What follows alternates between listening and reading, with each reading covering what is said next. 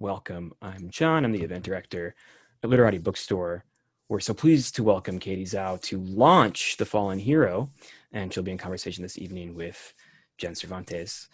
We've switched to webinars, so if you've been to some of our previous events, things look a little different, but maybe a bit improved as well. So I'll just go over some of the housekeeping for that. The chat is closed, but you might want to keep that chat window open because I will be dropping links where you can purchase The Fallen Hero and other books by our authors from Literati Bookstore. And you can use the Q&A feature that's on your toolbar, which is either at the top or bottom of your screen, to ask questions for Katie at any time throughout the event. So whenever you feel compelled to write a question, please feel free to submit it using that Q&A feature. And I will read a selection of those questions at the conclusion of the conversation. As a reminder, you can purchase books by Katie and Jen on our website. Like I said, I'll drop a link in the chat. If you're watching us later on YouTube, of course, there will be links in the description below for you to purchase from Literati Bookstore. You can also shop for more books at literatibookstore.com. Thousands of titles are available for curbside pickup if you live in the Southeast Michigan area. And in lieu of a book purchase, we'd also ask that you consider making a $5 donation to sustain our programming.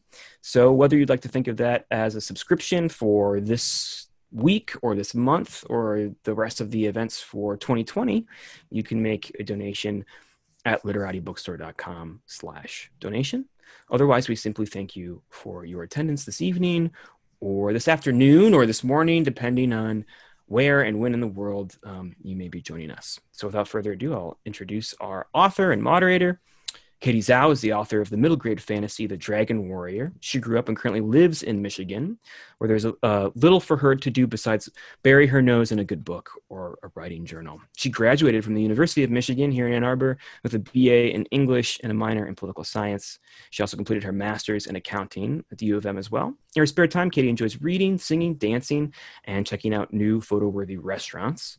You can find out more about Katie at our website at katiezhao.com. And follow her on Instagram and Twitter when Twitter comes back up at KT Zhao author.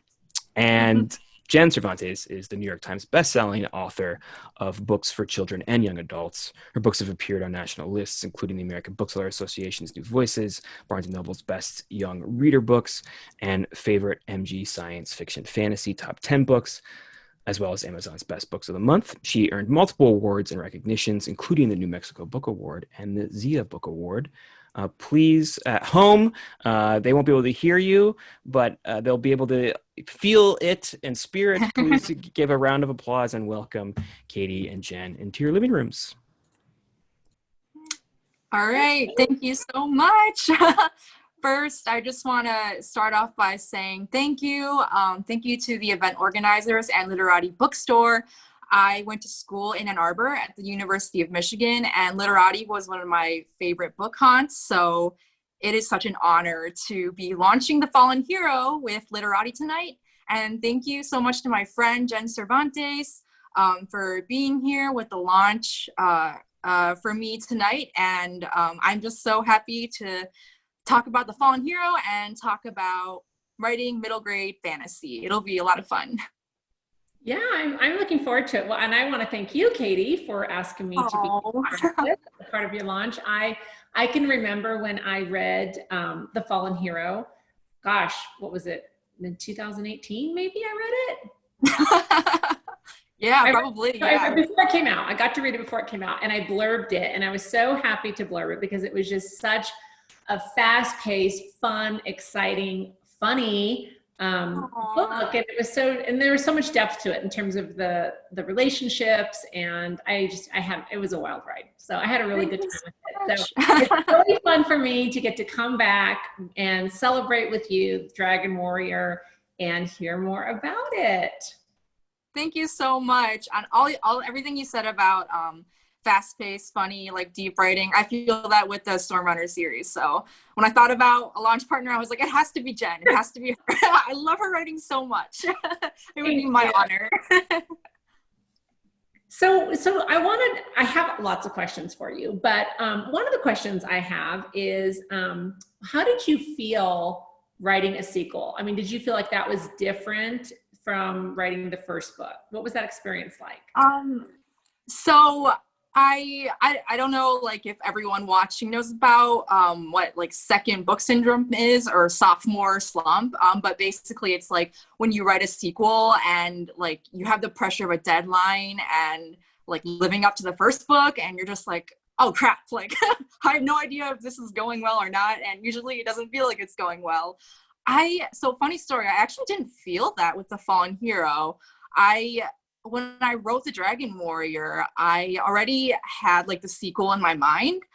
So I kind of knew all along like that I wanted in the second book to set it during a second holiday, which is the Hungry Ghost Festival. And then I wanted the warriors to like explore the Chinese underworld. So like it kind of felt like writing fan fiction of my own story. I was like, so it's like similar, like mostly the same characters, but now they're doing different things. So it was fun for me to write. I don't think that'll be true of every sequel I write, and I don't know if that's true of like the sequels you've written. But I would actually love to hear like if you've had like a similar experience writing the second and third book in the Stormrunners series. So I think that the Stormrunner was probably the hardest book for me, actually. And we sold that as a standalone. So it was not slated to be. Oh, okay. And so, but, you know, getting halfway through the Stormrunner, I soon realized, you know what, there's no way that this story and this mythology is going to be contained in one book.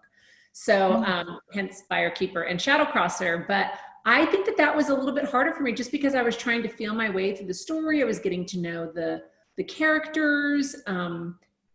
For me, that was more challenging. By the time the Firekeeper came around, because each book has a different plot, so it's not one of those trilogies that follows the same plot. And so I just knew the characters so well that it felt like home, you know? And that's not to say that it was easy, because I think writing any book is challenging and poses different issues for writers, but it just didn't feel as difficult, I think, as that first one.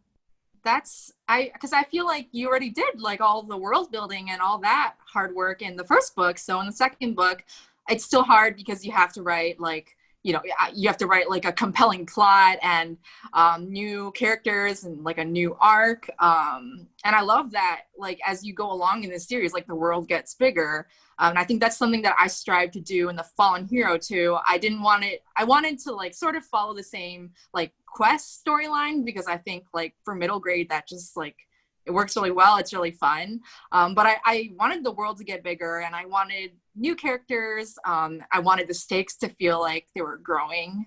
But other than that, I honestly just had a blast. I love the characters, and the world building and everything was already done in the Dragon Warrior. So it was still hard, but not as like like incredibly painful as the first book was. So how did you feel finishing it? I mean, did you have a range of emotions, or what was that like? I think like I felt relief. There's like a little bit of sadness in that too, like because I'd been with these characters for I think like 2 years that I was writing these books, and I really like them. That's why I wrote books about them, right? And then just knowing that like I wrote the storylines that I had planned for them, and like actually finished what I set out to do, it just felt like, oh, well, it's done. Like I'm relieved, but also like I'm going to miss these kids a lot. I know. They're sweet, you think? Yeah. Yeah, I get it. I mean, I felt that way when I wrapped up the trilogy. You know, there's this feeling that you kind of have this feeling of accomplishment, and you feel like, wow, I did this body of work, and hopefully you did it justice, and you feel really good about it. And at the same time, you have this sense of, I have to say goodbye to these characters for now, or for however long. And there's also this sense, and I want to talk to you about how this has been for you, if you experience this. But I think when we're writing books, it's just us and the characters. That's it. We don't have to share it with the world. No one, other than maybe your editor's voice, your agent voice might kind of be in there.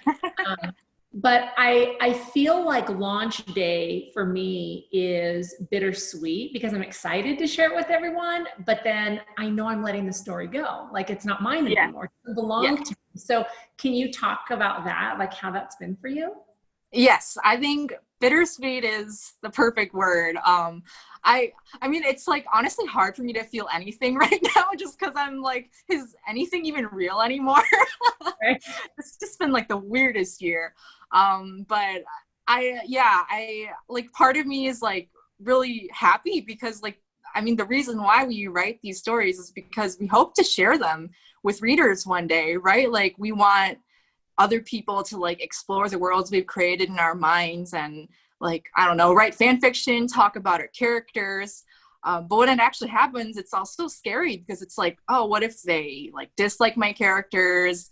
You know, what if like, you know, the way that I envision the characters doesn't match up with like fan fiction that other people might write or something. Like there's just like so many doubts I feel like that writers are always plagued with. And then once we realize, oh, the book is done and I can't edit it and make it better like ever again, like that's like when all the doubts like get even worse. But not to say I'm not excited about the book being out. I'm very excited. But I'm not going to read any reviews. That's for sure. The book is between the reader and not me anymore. It's not in my hands. Yeah. No, I think that's really wise of you. And I can remember when my very first book came out, I thought I had to read every review that anyone ever left.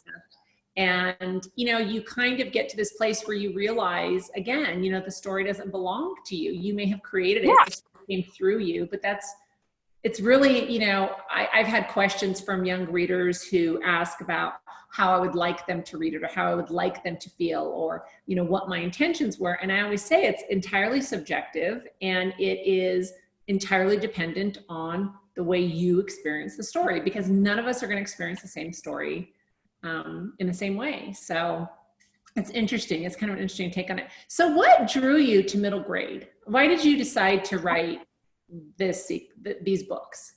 I love that question. So funny story. The Dragon Warrior was not a middle grade when I first drafted it. This is why I said earlier that it was like extremely painful writing it because I like wrote it wrong several times. So I wrote it as a young adult fantasy. I don't know if you've read The Epic Crush of Jeannie Lo, but like that book was like a little bit of like the sort of vein that I was going for. Like that book is young adult contemporary fantasy and mine is middle grade contemporary fantasy. But when I wrote The Dragon Warrior, I thought like, oh, the humor is kind of similar and it's like also got themes of Chinese mythology. So I don't know, I've never written middle grade, so I guess this is young adult. And then my lovely critique partners, bless them, all told me unanimously, you wrote a middle grade. And I was like so shocked because I had never written a middle grade before and I didn't think I could write one because gosh, it's been so many years since like middle school or upper elementary. I was just like, there's just no way. And then like I took some time off and then like a month or so later, I was like, oh, they're all right. It's a middle grade. But when I was like looking at the manuscript and what made me realize it was middle grade and what makes me love middle grade is just realizing that like the themes of the story are, you know, they're centered around family, found family, friendship. And not to say that like that's not in young adult, but I feel like middle grade is a little bit more about like discovering your place in the world and like learning to really become your own hero. I feel like middle grade is really like there's a lot of like middle grade fantasies that sort of follow a quest type narrative or discovering yourself and saving the world. And I realized, especially with the type of humor in The Dragon Warrior, that young adult like takes itself quite seriously, which is great, but I don't really, not in this series. So yeah, like all of those reasons, they're what like make middle grade really compelling to me. I still love and read a lot of middle grade, obviously, and very happy that I somehow stumbled into writing it by accident. Well, we are too, because I love Dragon Warrior. So one of the questions I have for you too is more related to writing. What is your kryptonite? Because we all have kryptonite, right? We all have something in our writing that is just, Yeah. it's the thing we wish didn't exist. I mean, like, all of it is hard, but like the hardest part, honestly, is probably just like when I have like a concept that I'm slowly adding to it, and characters and world building, all that's coming to me. But then when I write it on the page, like, it just, like, the characters never listen to me. I don't know if that happens to you. I feel like that happens to a lot of writers. Like, our characters, like, decide to do whatever they want. So, like, I'll, like, try to outline, but my first drafts always end up just, like, being a wild roller coaster. And I'm like, I don't even know what's happening. So I would say drafting, first drafting is, like, it's my weakness. I will never be able to write a good first draft, I don't think. Like, some writers can, like, write like a really great outline, and by the time you sit down and write the book, it's like perfect, and they're like, I'm gonna send this off to my editor, but I'm like, who, Katie? Just like them. Nobody does that. Okay, I hear stories. I don't know if they're true or not, but I hear these tall tales on Twitter. Tall tales. That's a perfect way to put it. Oh, that's the real mythology in middle grade. But yeah, first drafts, I will never be able to write a good one, but I sort of accept it. It's the way that I am, and revisions is where the magic happens for me. Yeah. I love talking about craft with writers, because I always learn so much from different people, because all of us have different issues with our craft, how we approach it. We have these weird little things that we do, or snacks that we have to have, or, whatever it is. And it's always fun for me to kind of hear what someone might perceive as their weakness. And so then what would you say your strength is? Like, what are you a total badass about?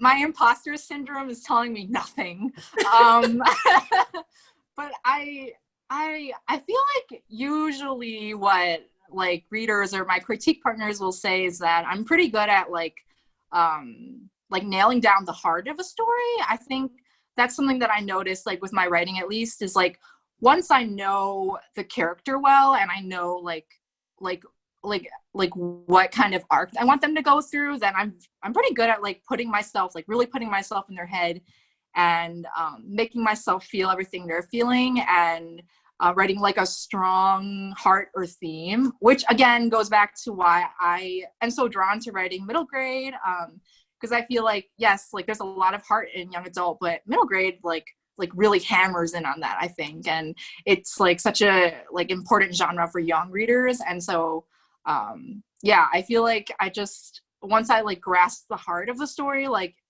and usually it's not in the first draft, usually it's in, like, the second draft, but eventually I get there, and I would say that's when, like, my writing really takes off, and that would be the strength if I had to pick one.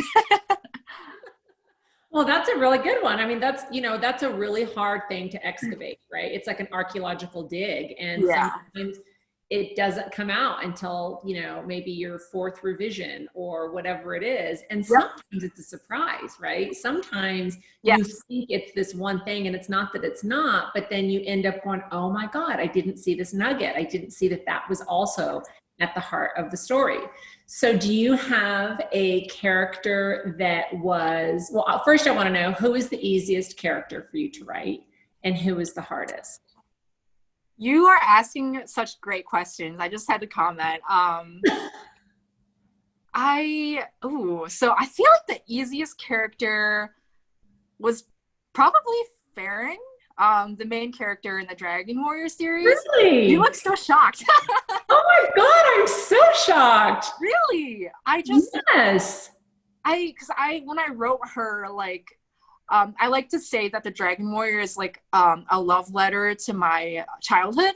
And when I wrote Farron, like, I really, like, put my younger self into her. Like, the obstacles she, like, goes up against, they were, like, obstacles I went up against. Not like the demons or anything.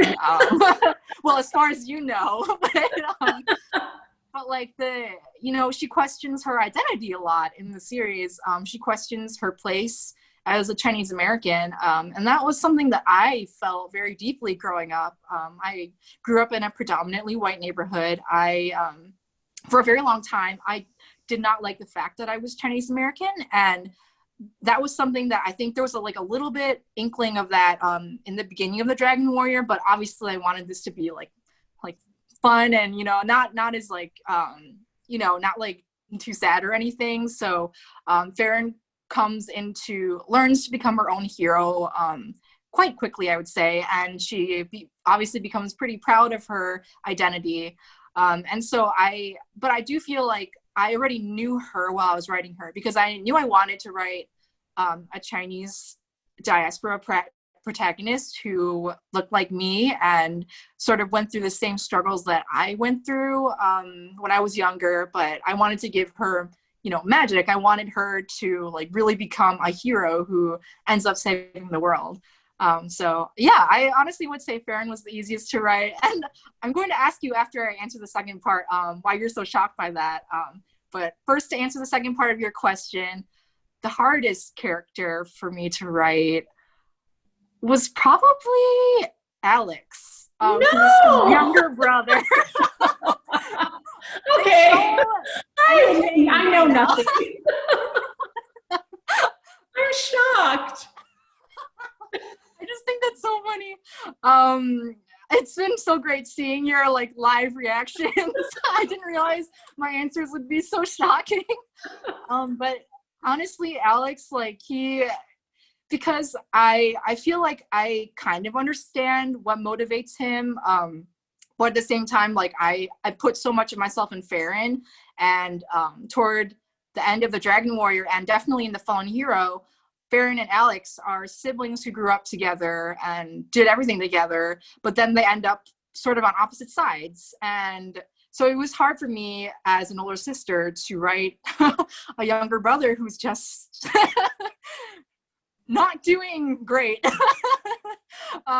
was honestly I was writing some of these scenes, I was like, oh man, Alex, I just want you to be better. The older sister in me just wants you to find yourself and come back to your older sister because she is right. But now I want to ask you why you found that so surprising. I just found your reaction really amusing. I guess because for me as a writer, the protagonist is always the hardest because they carry the weight of the story. And that makes a lot of sense. I struggle with my protagonist, and I absolutely understand what you're talking about when you say that characters don't do what we want them to do. No, they don't. With my characters and people who are not writers in my life, when I share these stories with them, they look at me like, what do you mean your characters? I mean, you're the writer. What do you mean? And it's really hard to explain to someone who isn't a writer that, and yet when our characters, when I let them go, when I give them the green light and I say, fine, you win, the story's always better. And you think that I would learn to just let them do that. So I'm surprised from that perspective. And the second reason I'm surprised when you said Alex is because he pops off the page and is so funny and has such great lines and was probably one of my favorite characters. So I'm just like, what? Oh my gosh. Thank you. I'm so glad you like him. I mean, he was the hardest to write, but I feel like it was just because on a personal level, as an older sister, it was just hard for me to write a character, a younger brother who was just doing the total opposite of what his sister wanted for him. But I'm so glad that he popped off the page for you, because I do feel like at the heart of the series is this, the brother-sister relationship, and this question of what, when two kids who are sort of ostracized by all sides of society for so long and are together and are only have each other for so long, what happens when one of them decides to go one way and the other one decides to choose a totally different path? That was one of the heaviest questions that I wanted to explore in this series. So I'm really happy that you really liked these characters, because I did have a lot of fun writing them.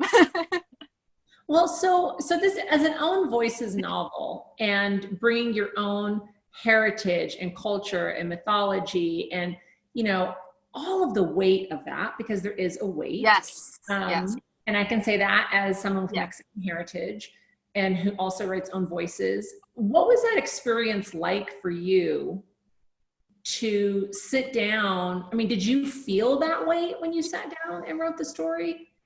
Absolutely. So actually just yesterday I went on Twitter, which I know I shouldn't, but I went on Twitter and I wrote a thread because there was this conversation going around about Chinese language and just like culture. And a lot of people don't know that within Chinese culture, there are like different ethnic groups. So they're like, so the Han Chinese is like the dominant group. And then there are 55 minority groups. I'm Han Chinese. And so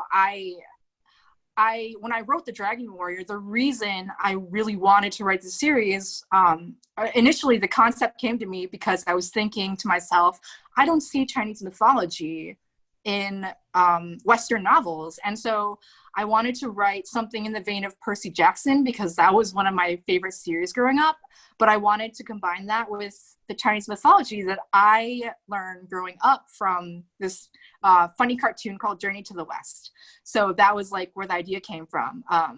But like going back to my Twitter thread, I started talking about how in the glossary of The Fallen Hero and The Dragon Warrior, I discussed how I'm only writing from my experiences as a Mandarin speaking Han Chinese.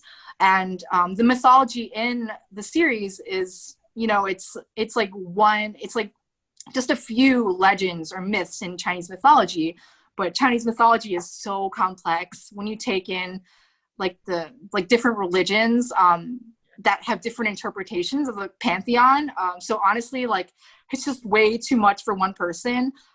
So all I wanted to do was write a love letter to younger me who loved Percy Jackson and also loved the Chinese cartoon Journey to the West and wanted to fuse like those two worlds together.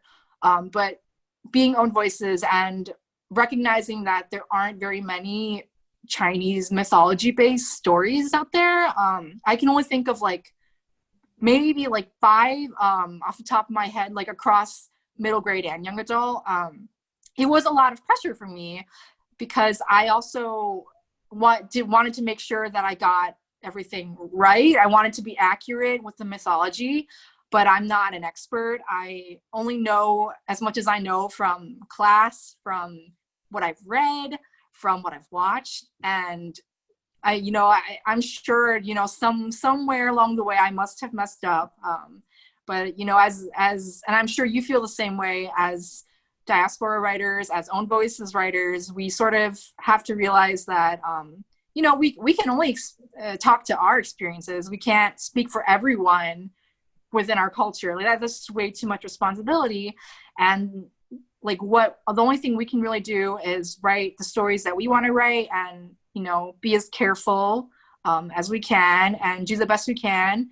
And hopefully if our stories succeed, then publishing will buy lots of stories from, you know, different mythologies and different authors of different backgrounds. And then there won't be so much pressure on us one day and we'll have lots of author friends who are writing similar stories and so many wonderful books to read. Well, and I think that that's exactly right. And I think that, you know, you can't put the weight of that on one author. And if we took someone else from your background and they wrote the exact same mythology, it would be a different story even then. And so we can't say, oh, okay, well, here, this is a Chinese mythology. Okay, we're done. We don't need another Chinese mythology this year. I mean, that's so unfair to, I think, readers, and it shortchanges people who are interested in those kinds of stories. And I think that it gives a really limited view about, you know, what story is and what culture means. And so I think that that's something to really think about. And I'm so happy that you're writing these books and that so many people are writing own voices novels. And, you know, when you say, you know, kind of leading the way and making room, hoping that there's going to be lots more authors behind us writing these mythologies and these stories and with their own take, you know, through the lens that they see the world. And that's what makes them unique and interesting. Yeah, absolutely. Like my greatest hope is that one day, people will ask like, oh, I like the Dragon Warrior series. Is there like a similar middle grade fantasy I could find? And I can like pull out a whole list. Like I have been ready for this question. Let me point you to all these amazing books and authors. But yeah, we can only hope. And I think the Rick Riordan Presents imprint is like doing so much amazing work, just publishing so many own voices authors. Like you were one, I want to say one of the first series, right? I remember the imprint was announced with Aru Shah, and then I think the Stormrunner was like third or fourth or something. I remember like yeah, a few years ago. Yeah, but like I feel like every other month now, Rick is announcing a new series in that imprint, and I'm like, I'm here for all of it. I'm so excited. Yeah, no, I think it's really exceptional what he's doing with his platform and sharing that platform with voices in such a big and meaningful way. So, so one of the things that I'm always interested in too is, oftentimes we have writers in the audience and who attend these kinds of talks. And I'm always interested in someone's journey to publication. I just think that that's a lot of fun. So can you tell us what your journey to publication was like? Yes, it was a long journey. So I have been writing since I want to say 7 or 8 years old. I don't know if you felt this way, but the first time I ever wrote a short story was like for this class, and I just knew, like, I just had a feeling where I was like, oh, that was really fun. And this is what I want to do for the rest of my life. But like, as a kid, you're like, yeah, maybe, I don't really know what I'm talking about yet. But every time since then, when I like sat down to write a story, I would feel the same, like that kind of magical feeling, or this feeling of like, this is what I was meant to do. It's never gone away from me. And so, from a very young age, I loved writing. And then I graduated to writing novels in, I want to say like end of 8th grade, like freshman year of high school. So I was 13, 14 years old. And I started on this website called Figment. I don't know if you've heard of it or not. But it's just like one of those like websites where you can like post your stories, and then like, if you're lucky, you'll have a lot of readers, but I wasn't too lucky. I had like 2 or 3 people who would be like, next chapter, please. But it was enough for me. It was enough for me. So I kept going. And I actually wrote for Wattpad for a little bit. But I started writing like full length novels pretty seriously toward the end of high school. And I looked into the publication process when I was 17 or 18. I had finally written a novel that was own voices. It had a Chinese American protagonist. And this was the novel where I felt like, oh, I actually want this one to be published, maybe. It didn't end up going anywhere, but I learned, I learned and researched all about the querying process, how to get an agent. And I learned like, you have to have an agent to get into like one of the top publishers. That book didn't pan out. And then for like 3 years, I just didn't write. I was in college and I was just like super busy, and being an author seemed like such a faraway childhood dream that I was like, maybe it's time to just like focus on other things, and, maybe I'll come back to it one day. And then I don't know if you felt this, but in leading up to the 2016 election and shortly after, I just felt like so sick in my stomach, just seeing like a lot of the hatred that was sparked by, the election events and outcome. And honestly, that we still see a lot of right now, especially like with the pandemic going on. Like it's just like a lot of really awful racist trolls are just coming out of the woodwork. And writing was something that had always been my salvation, I would say. Like in my darkest moments, in my saddest, angriest moments, I turned to writing. And so in 2016 and in 2017, I started writing again. I got a Twitter, which was like a good move, but also, a bad move because Twitter. But I honestly, like, that was where I started connecting with like different writers in the community. I found my critique partners. I found agents and editors. My current agent, Penny Moore, I like was following her Twitter for a while, and I was like, I think she would like the kinds of stories I'm telling. So when I like finally queried again with the Dragon Warrior, she was one of the first agents that I pitched my novel to. Was very happy that I was right, and she signed me quickly after that. And that was in early 2018, and then March or April of 2018, we sold the Dragon Warrior to Bloomsbury, and here we are, like 2.5 years later, and still going. And The Fallen Hero was out, so Well, that was my very long journey. Lots of stories to tell. Yeah. That's like a whole novel in itself, just me talking about my publication journey. Well, and I think that it's interesting, because some people, you hear about the overnight successes, and then you soon learn, oh gosh, they really weren't an overnight success. That's just the highlight reels of social media.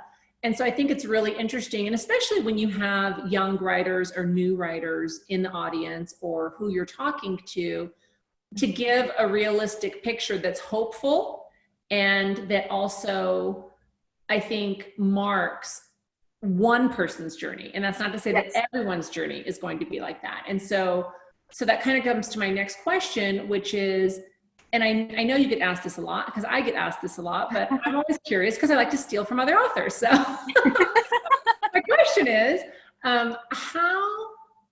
what advice would you give to someone beginning their writer's journey?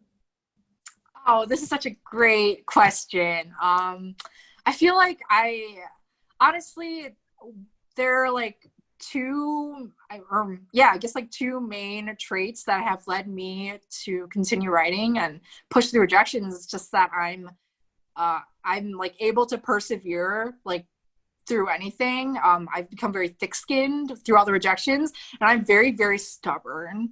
And I think those two traits like intertwine. And I would say like pretty much any author like would tell you something similar, because there is absolutely no book or piece of writing that will ever be universally loved. So, you obviously, people will be at different stages of their writing.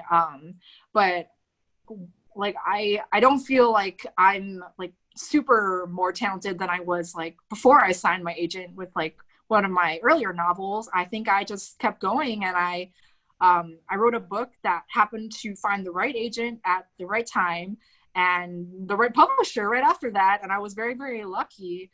But it's a combination of luck and timing and being prepared. Like, I think, if you are a writer who's watching this and you want to be an author one day,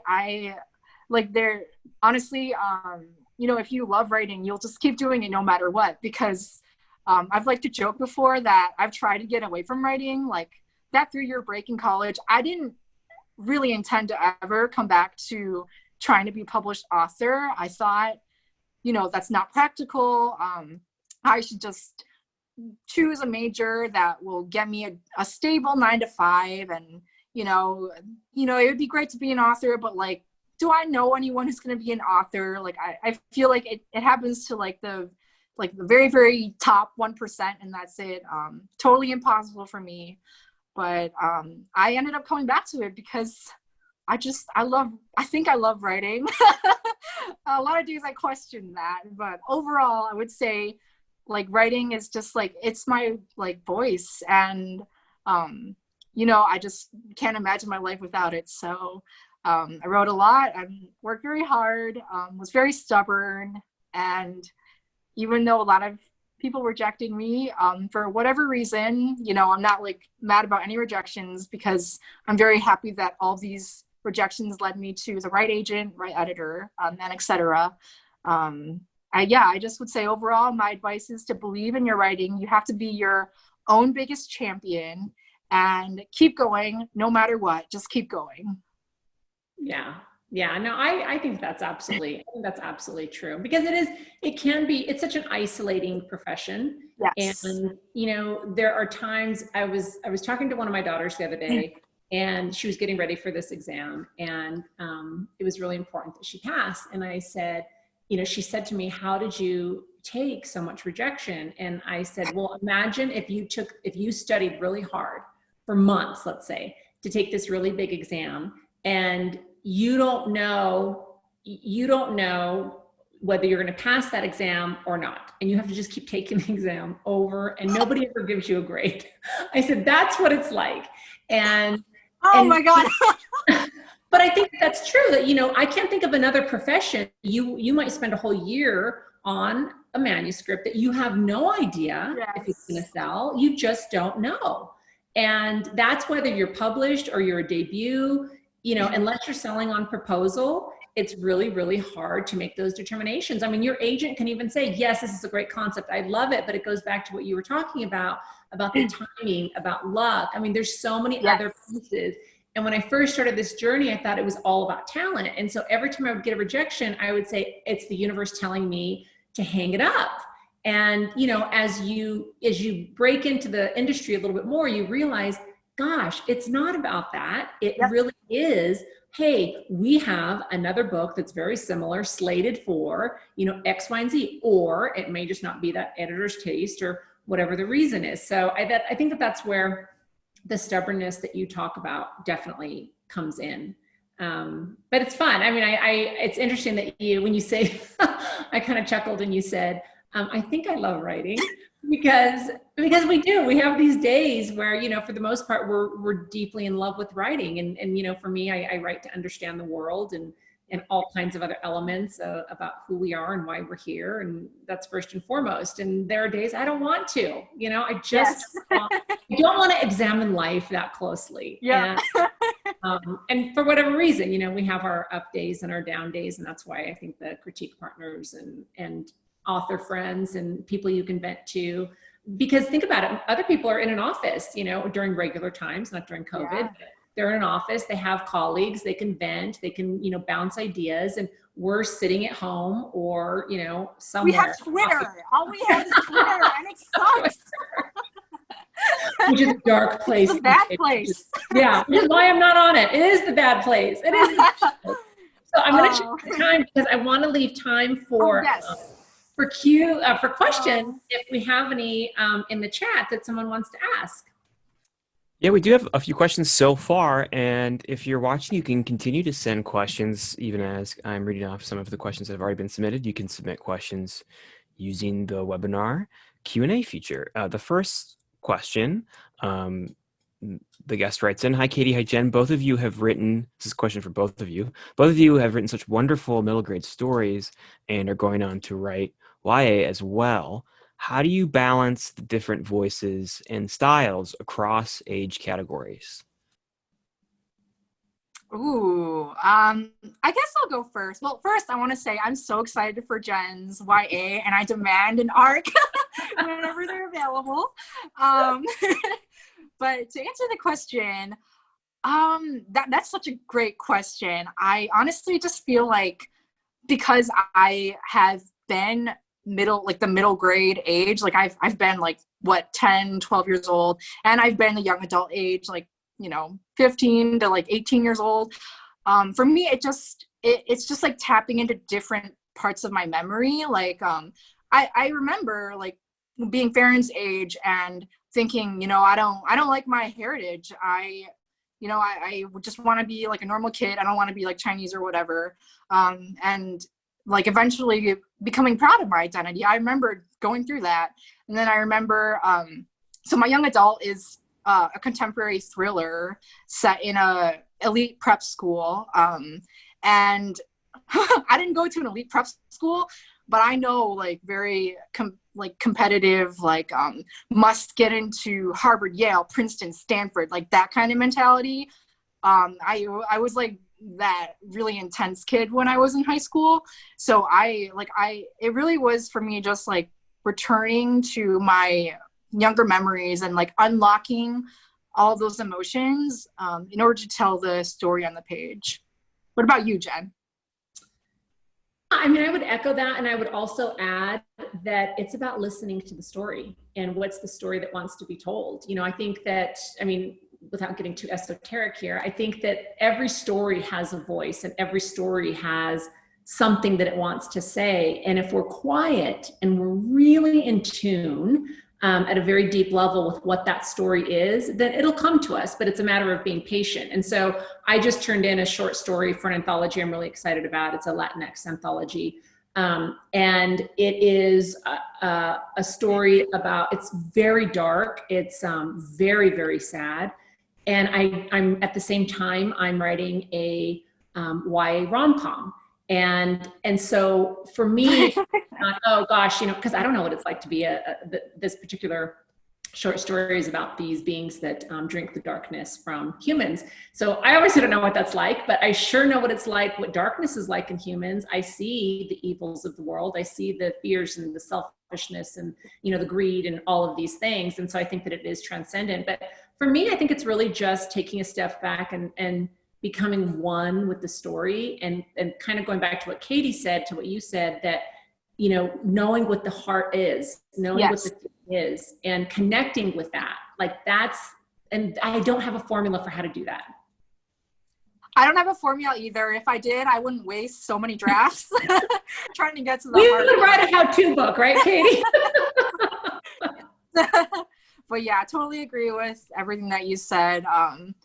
Yeah, I would just add, like, honestly, it's really fun for me to like go from writing like a really like funny, action-packed, fast-paced middle grade fantasy to then like a really dark story. And honestly, I need the middle grade to get away from like the darkness of the young adults. So yeah, I'm sure. Yeah, I see you're middle grade is a happy place. Absolutely, I agree with that.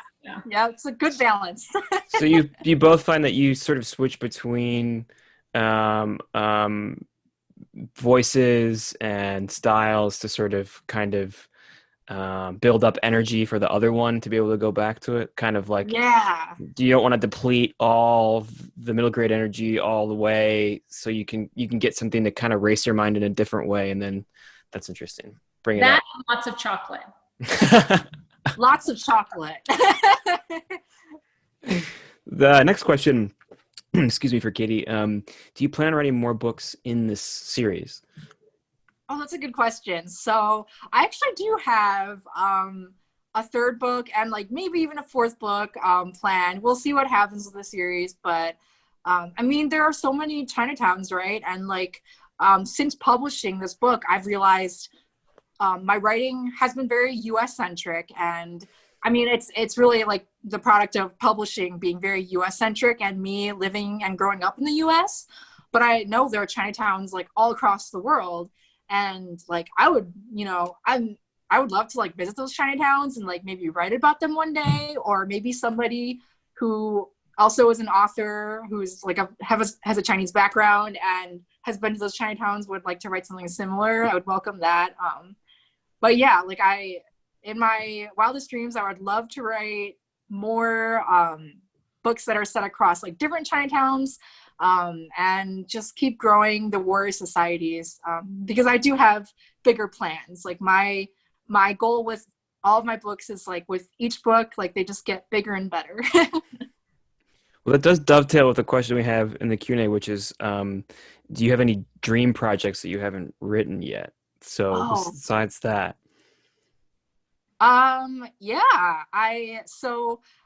There's one project that I'm actually trying to write for National Novel Writing Month, which is coming up. It's November.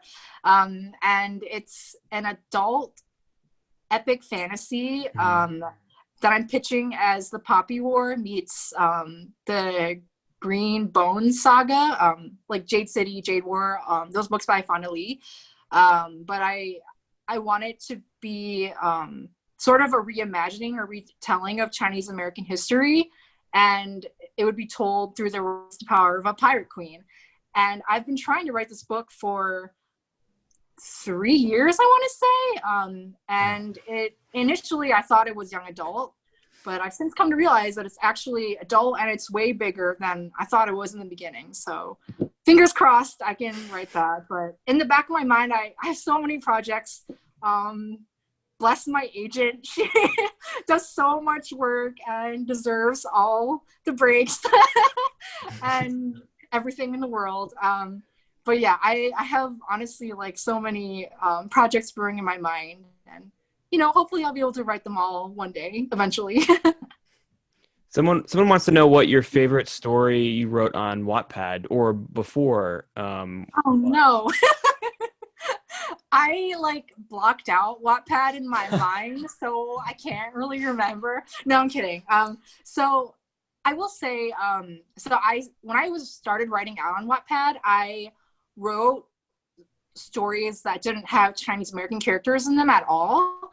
Because at that point, I think like that was like I want to say like 7 or 8 years ago, maybe a little bit longer. But the point is like, as there was not any diversity really in young adult or middle grade literature, and so the books I was reading were very white, and there was like no characters who looked like me. So I didn't write characters who looked like me because I thought, like, we just don't exist like in these stories. And so I would say the novel that I first tried to query with a Chinese American protagonist, it's about a kid who's in high school and he discovers that he like really loves singing and he wants to pursue the arts, but his parents are really against that because they're very traditional. And it's sort of like it was like my first really exploration of being Chinese American, and so it holds a very special place in my heart. I have grown very much so since writing that novel, and I don't like ever want it to be on shelves. Not that I like think it's trash or anything, but I just feel like I've graduated so beyond that story now that like I have more and better stories to tell. But yeah, that's probably the Wattpad story that has a special place in my heart. Thank you. We have a viewer who writes in, my question for Katie is, why is she so fabulous? And also, how does she manage to crank out so many books so fast without totally crashing? LOL. Oh my gosh. This is definitely one of my friends. Becca, is that you? It is Becca. Maybe. I'll ask them later. It is. I don't think I can reveal that. Yeah. So funny. I just knew immediately. That's a good question. So I would say like, the reason why I'm able to write so much now is because there's literally nothing else to do besides like think about how the world is on fire. So I would much rather be like in a fictional world. So I've honestly just been like writing so much this year. But I like to say that I'm the kind of writer who like I'll write a lot in a short period of time, but then I need time to just chill and not draft anything new. So like, for example, 2019 was the year the Dragon Warrior launched, but that whole year, like, I was working on edits for the sequel, working on a little bit for my upcoming young adult, but like I wrote nothing new. I moved to New York City, so I was like living life really. I wasn't like focused on writing, but that year like allowed me to recharge and refill my creative well. So now that 2020 has forced all of us to not have fun ever, I'm just back to writing again. But honestly, I kind of like, I treat writing as my job because it is now. So I'll like, block off a certain amount of time during the day to write. And I'll just tell myself like, you can't be on Twitter, you can't be on like whatever social media site. This is just your writing time. And usually for me, because I'm like a grandmother, I like to get up really early. So like I'll write early in the morning, and then by like noon, when everyone else is like, maybe just getting into the zone with their work, I'm like, okay, I'm pretty much done for the day. I'm just gonna like work on reading or some other like author tasks that don't require like actual writing. But yeah, so just like being really structured and disciplined with my writing and figuring out a schedule that works for me and allowing myself time to still take like breaks when I really do need them. Like it's always like a work in progress, but I feel like I've sort of hit a good stride with my writing where I can pace myself just according to like my own writing abilities, and yeah, be able to meet my deadlines and also preserve some of my sanity. Well, we're reaching the top of the hour, so I think we are only going to have a time for one more question. So thanks to everyone who wrote in with your questions. But the last question is one of our favorite questions at this store, and it's for both of you. And it's what books are you reading right now that you might recommend to our viewers at home and those watching this recording in the future? I know that's sometimes a difficult question. I have a stack of books on my bedside table that's collecting dust. That's a weird time to try to move through a pile. But if you have any recommendations you want to share with our viewers, we'd love to hear from both of you about that. Well, I'm so glad you asked because I have one of them right here. It's The Shadow Crosser by Jen. So I finished books 1 and 2. I've been like on deadline after deadline after deadline, but I'm excited to finally read The Shadow Crosser, the final book in the Swordrunner series. And then my pre-order of Tristan Strong Destroys the World just came in today. So that's a sequel to another wonderful middle grade fantasy. Also, Rick Riordan Presents. I'm excited to read that. I'm trying to think, what else have I been reading? I've just been writing a lot, but hopefully, like, you know, over this weekend, after this week and everything, I'll just be able to catch up on all the middle grade novels and, you know, whatever else. So I'm reading right now Cemetery Boys. Oh, that's on my TBR. So good. I feel like just home wrapped around me. It's just so awesome. And I just finished, oh gosh, help me think of the name. It's the Inheritance Games. I just finished that. Oh, is it good? Oh, yeah. okay. I finished like and I think like I got it in 2 days. Very fast paced, lots and lots of fun. I didn't realize it was a series. And then I also a couple weeks ago finished The Song of Achilles, and it just ripped out my heart. Oh, just too much. I love that book. It's so beautiful. It's so painful. And I cannot wait to get Rebecca Roanhorse's. I meant to get to the bookstore today. Oh, and Black Sun, yes. I'm dying to read Black Sun, and I just cannot wait to get my hands on that. So I'm super I've excited. heard so many good things. She's one of my auto buys. She's amazing. So like really prolific, and her writing is just out of this world. I'm excited. Well, thank you for the recommendations. We like to enlist authors to become temporary booksellers whenever we can.